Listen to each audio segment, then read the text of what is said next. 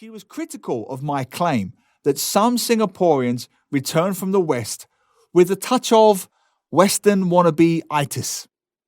She wrote, Mr. Humphreys, obviously male, is writing about female culture in Singapore, SPGs, and what have you. Well, I hold my hands up on that one. It is true that I am male. And in some aspects, obviously so. Though not in others, which is most unfortunate. So I suppose being male, that terrible genetic failing of mine, must have had a subjective bearing upon my writing.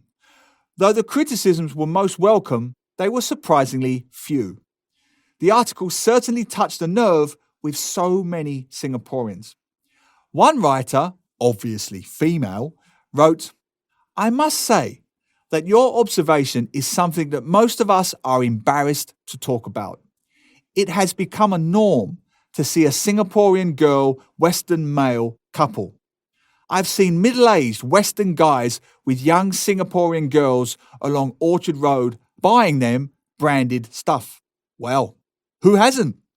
And, according to some readers, it isn't just about money. One writer, who was also educated in Britain, wrote, I guess some of them do it for the money.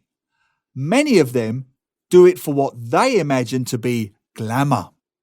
Little do these sad creatures know that back home, many angmos here are working class individuals. Another reader added, most local women don't realise that these angmos are your average Joe in England. They are only somebody in Singland, primarily because they are white. No racist remark intended.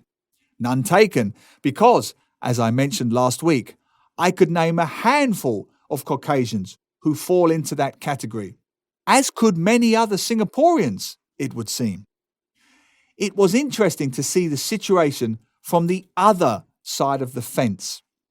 A Singaporean wrote, my ex-girlfriend clearly suffers from the Western syndrome, the details of which are too painful to put down in writing. Of course, there were those who saw such bitching as a case of sour grapes. Letters arrived from people who are in happy interracial relationships, complaining that the article was too harsh. But even one of the sternest critics on the subject of SPGs and Western wannabes admitted, that's not to say there aren't any.